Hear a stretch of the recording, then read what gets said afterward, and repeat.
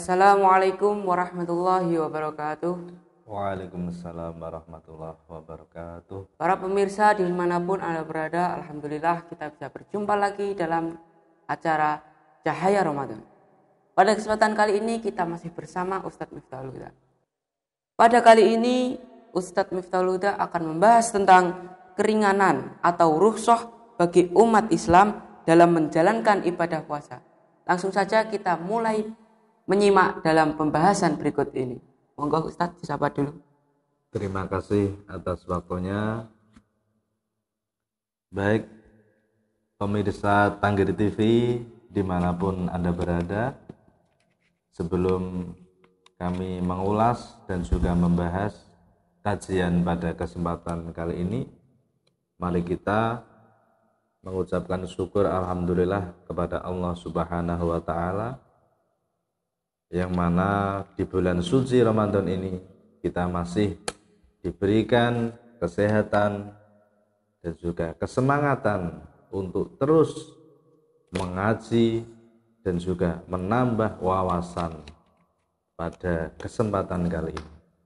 Baik pemirsa Tanggir TV dimanapun Anda berada yang kami hormati, kali ini saya ingin menyinggung dan juga membahas tentang rukhsah atau keringanan umat Islam dalam melakukan ibadah puasa. Karena agama kita, agama Islam itu adalah agama yang sangat indah, tidak memberatkan. Banyak sekali keringanan-keringanan yang diberikan kepada kita. Jadi tidak hanya sholat, puasa pun juga ada rukhsah, ada keringanan. Kalau kita menengok sedikit sholat, itu pun juga ada keringanan. Kewajibannya sholat fardu berdiri. Tidak bisa berdiri, kita juga diperbolehkan untuk duduk. Tidak kuat duduk, kita sholat dengan tidur, miring, dan lain sebagainya, dan seterusnya. Kali ini saya juga akan membahas dan juga menyinggung tentang rukhsah keringanan-keringanan yang ada dalam bab puasa.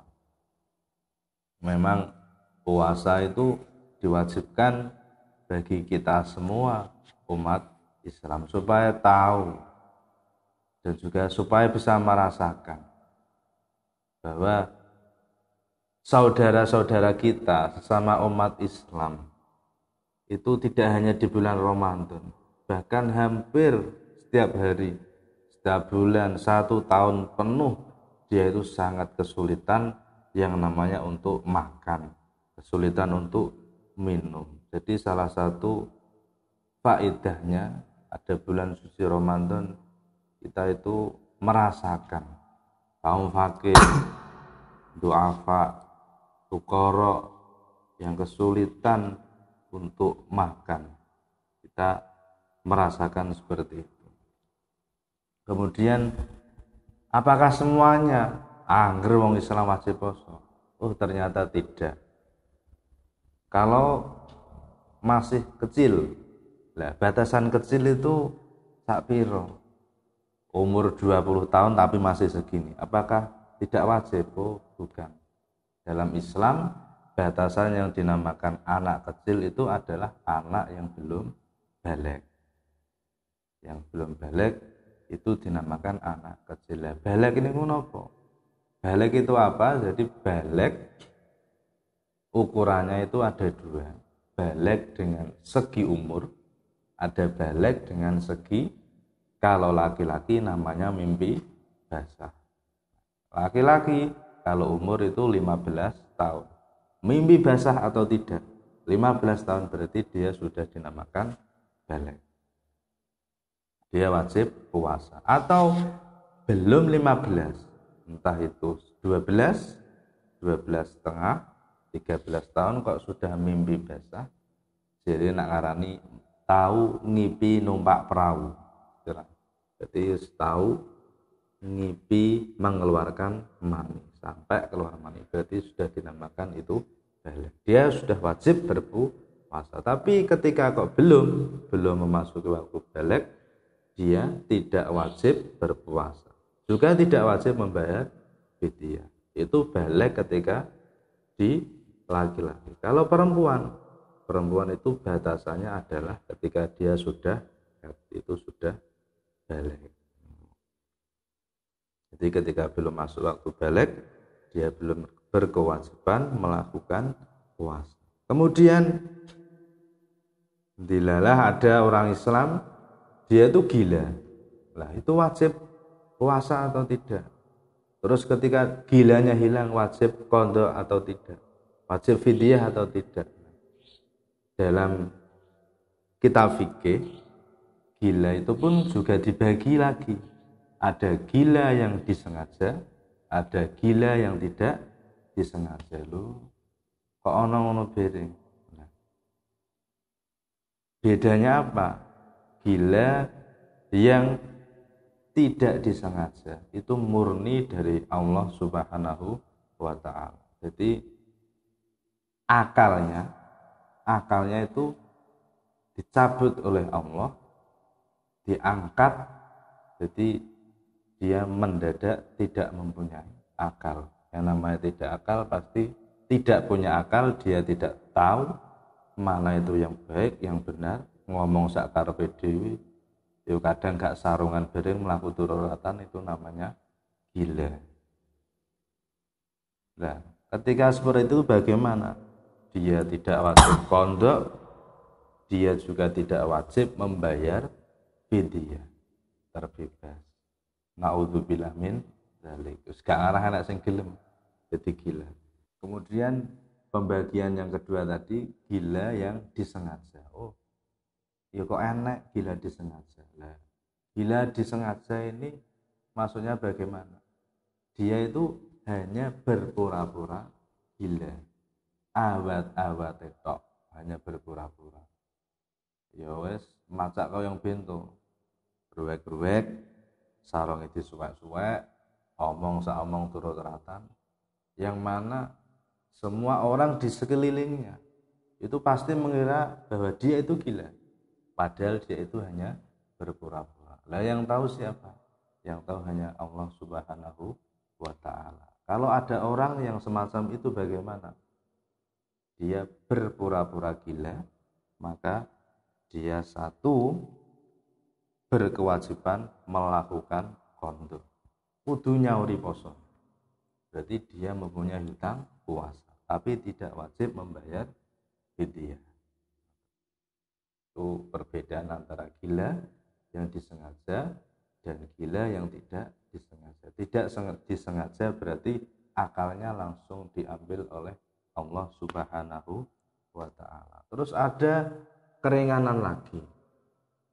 Karena agama Islam itu rahmatan lil alamin, sebagai rahmat, sebagai penolong pada semua alam. Itu namanya agama Islam. Ada perintah tidak memberatkan, itu agama Islam.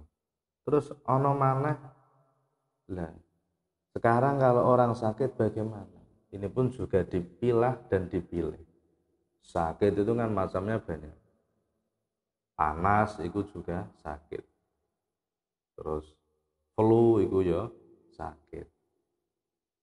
Tipes itu pun juga sakit. Lumpuh sakit. Nah ini dipilah lagi ada dua. Sakit, satu sakit yang masih diharapkan kesembuhan.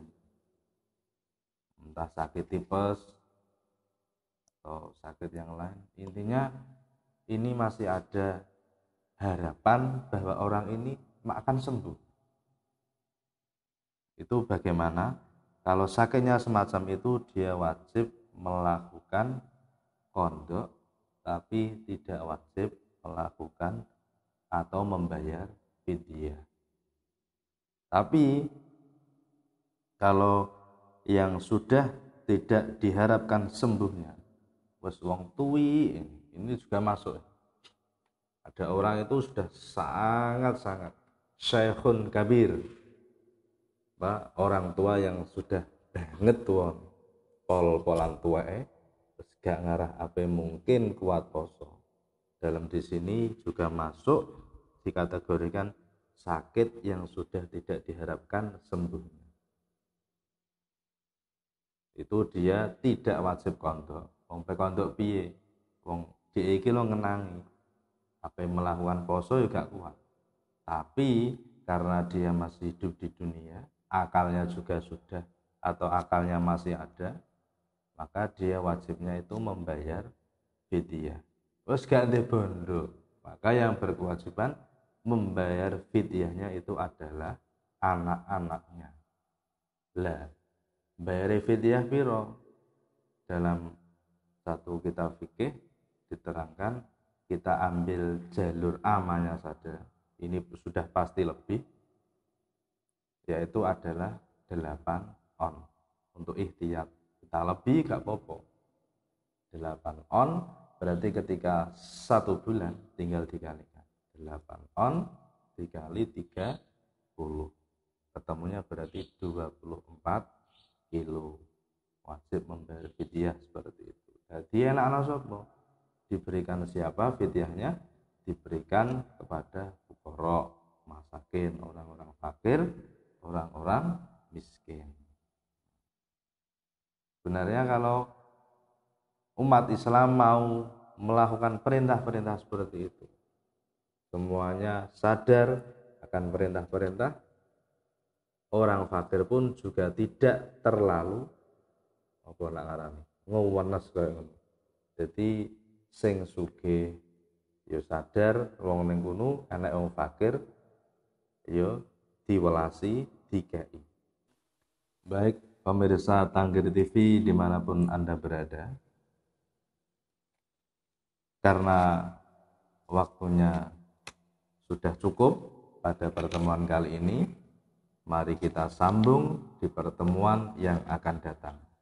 Masih mengulas tentang rukhsah-rukhsah, keringanan-keringanan umat Islam dalam melaksanakan ibadah puasa.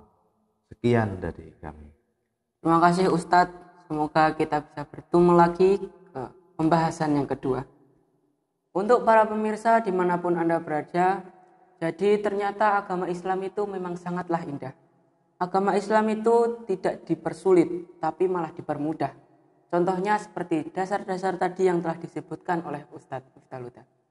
Kurang lebihnya saya meminta maaf sebesar-besarnya jika saya memiliki salah kata atau salah perilaku.